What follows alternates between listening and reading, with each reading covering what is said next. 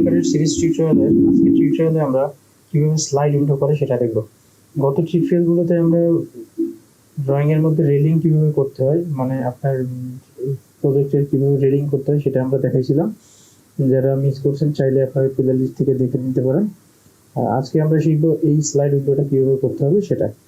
তো চলুন কথা না বাড়িয়ে আজকের ভিডিও শুরু করা যাক। স্লাইড উইন্ডো করার জন্য আমরা যেটা করব, প্রথমত আমাদের ভিউটাকে চেঞ্জ করে টপ ভিউতে নিয়ে আসবো। টপ ভিউতে নিয়ে আসার পরে আমি 2D ওয়ারফ্রেমে ক্লিক করে দেবো, তাহলে আমার সম্পূর্ণ ড্রয়িংটা 2D তে চলে আসবে।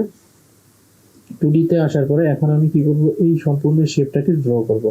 ড্র করার জন্য আমরা পলিলাইন নিব। পলিলাইন নিয়ে এখান থেকে স্টার্ট করলাম এই পর্যন্ত। এখান থেকে শেপ আছে একটা এরকম, তারপরে এখান থেকে এরকম, এখান থেকে এরকম, জাস্ট এভাবে ক্লিক করে করে দিয়ে এই শেপটা আমাকে ক্রিয়েট করতে হবে। যেরকম আছে ঠিক এরকমই শেপটাকে আমরা পলিলাইনে ক্রিয়েট করব। পলিলাইনে শেপটাকে ক্রিয়েট করার পরে আমরা যেটা করব সেটা হচ্ছে এই শেপটাকে কপি করে বাইরে নিব। বাইরে নেওয়ার পরে এখন আমরা ফ্রেম দেওয়ার জন্য 2 ইঞ্চ করে একটি অফসেট দিয়ে দেব ভিতরের দিকে। অফসেট দেওয়ার পরে আমরা যেটা করব সেটা হচ্ছে এই লাইনটাকে এক্সপ্লোর করে দেব, অর্থাৎ এটা গ্রুপ ছিল, গ্রুপটাকে ভেঙে দিলাম। ঠিক আছে, ভেঙে দিলে তাহলে এই সিরিজের ফ্রেমের জন্য 2 ইঞ্চ দরকার, সেটা আমি পেয়ে গেলাম। এবার আমি এটাকে একটু এক্সটেন্ড করে বর্ধিত করে নিলাম, এটাকেও আমি একটু এক্সটেন্ড করে বর্ধিত করে নিলাম। এটা হচ্ছে সহজ পদ্ধতি। ওকে, এরপরে আমাকে এখানে মাঝখানে এইখানে একটি ফ্রেম, এখানে একটি ফ্রেম দেখাইতে হবে। এই জন্য আমরা যেটা করব সেটা হচ্ছে নর্মালের একটা লাইন ড্র করব এখান থেকে এই শেপটার এই পর্যন্ত, আবার এখান থেকে এই পর্যন্ত। ওকে, এখন এখানে 2 ইঞ্চ করে আমাকে ফ্রেম বানাতে হবে। তাহলে আমি যেটা করবো, এটা যেহেতু সেন্টার পয়েন্ট আছে, আমি এখান থেকে 1 ইঞ্চি লেফট এবং 1 ইঞ্চি রাইট নেব। তাহলে আমি অফসেট কমান্ড নিলাম আর 1 ইঞ্চ করে নিচ্ছি, লেফটে 1 রাইটে 1 এরকম করে করে আমি অফসেট নিব। নেওয়ার পরে মিড পয়েন্টের লাইনটাকে সিলেক্ট করে ডিলিট করে দিতে পারি। এখানেও মিড পয়েন্টের লাইনটাকে সিলেক্ট করে ডিলিট। এরপরে আমি এই গাইডটাকে এক্সটেন্ড করে দিতে পারি, আর বাইরে যেটা বর্ধিত আছে এটাকে আমি ট্রিম করে দিতে পারি এভাবে।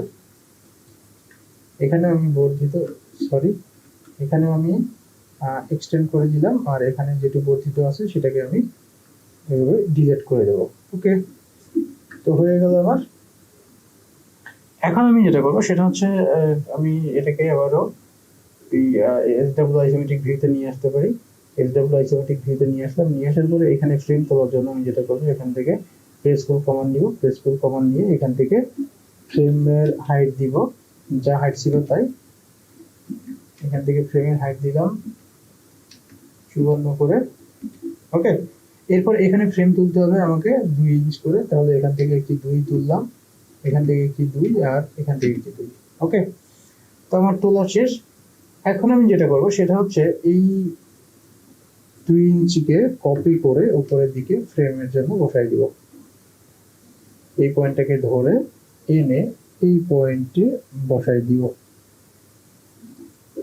ওকে, এখন এখানে আমাদের যেটা করতে হবে, এখন এখানে একটি গ্লাসের কাজ করে দিলেই আমার মোটামুটি এই ড্রয়িংটা হয়ে যাবে। এই গ্লাস দেওয়ার জন্য আমরা যেটা করবো সেটা হচ্ছে এখান থেকে একটি পলিলাইন নিব। পলিলাইন নিয়ে এই লাইনটার সেন্টার পয়েন্ট ধরতে হবে এইটার।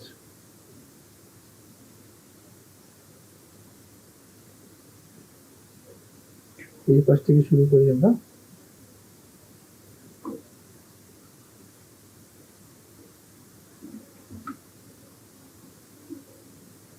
ওকে, আমরা এটাকে একটু আরেকটু এইভাবে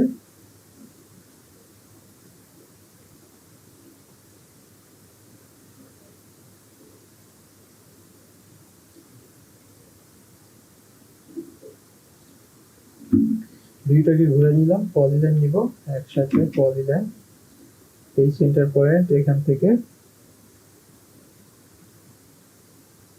সেন্টার পয়েন্ট, এখান থেকে সেন্টার পয়েন্ট নিব, সেন্টার পয়েন্ট নিলাম, আর এখান থেকেও সেন্টার পয়েন্ট নিব। এবার এটাকে এক্সটেন্ড করে দেব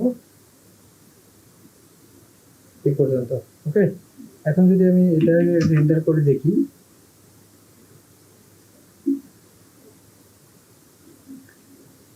তাহলে এইভাবে দেখা যাবে। ওকে, এখন আমরা যেটা করব সেটা হচ্ছে প্রথমত আমি ইউনিয়ন করব 3D অবজেক্ট নিয়ে, এটাকে একটি ইউনিয়ন করে ফেললাম।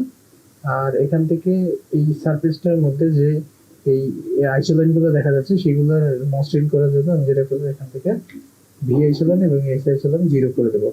ওকে, এরপরে আমরা যদি এখান থেকে ভিউটা দেখি এরকম, তাহলে ঠিক এরকম দেখা যাবে। এবার আমি একটা কাজ করি, সেটা হচ্ছে আমার গ্লাস যেটা আছে, এই গ্লাসটাতে আমি এখান থেকে গ্লাসের কালার করে দিলাম, আর এখান থেকে ফ্রেমটাতে আমি এখান থেকে এসে উইন্ডোর কালারটা করে দিলাম। ওকে, এখান থেকে গ্লাসের কালারটা আমি দিয়ে দিচ্ছি, তাহলে হয়ে গেল এটা গ্লাস আর এটা হচ্ছে উইন্ডোর ফ্রেম। ওকে, এখন দেখেন আমি যদি এটাকে রেন্ডার করি তাহলে এরকম দেখা যাবে।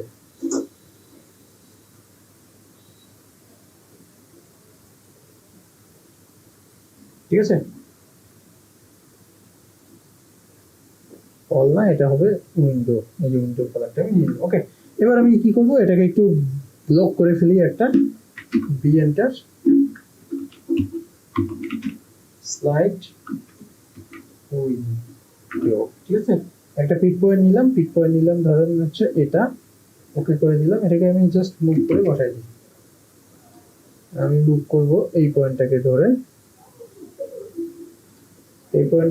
মুভ করে এখানে বসাই দিব।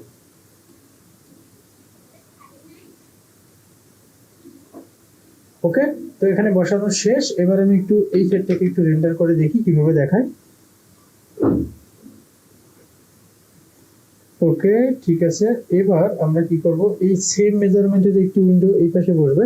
তো আমি কি করব, এটাকে কপি করে বা এটাকে মিরর করে দিচ্ছি আমি। এমআই এন্টার, এই ড্রয়িং এর মিড পয়েন্টটাকে ধরলাম এটা মিড পয়েন্ট, তারপরে এভাবে ক্লিক করে এভাবে বসাই দিলাম। ওকে, তাহলে এখানেও আমার কি উইন্ডোটা বসে গেল।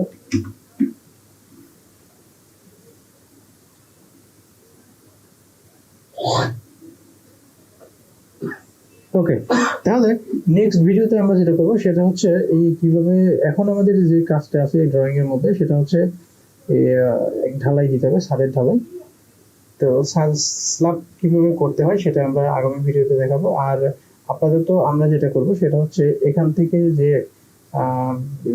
কাজটা হয়ে গেছে গেটের কাজ, সেটা আমরা করব না। সেটা হচ্ছে আমরা যখন স্ল্যাব তুলবো তারপরে এখানে গেটের কাজটা করব। তো আগামী ভিডিওতে আমি স্ল্যাব করা দেখাবো। সেই পর্যন্ত সবাই ভালো থাকবেন। আজকের মতো এখানেই টাটা।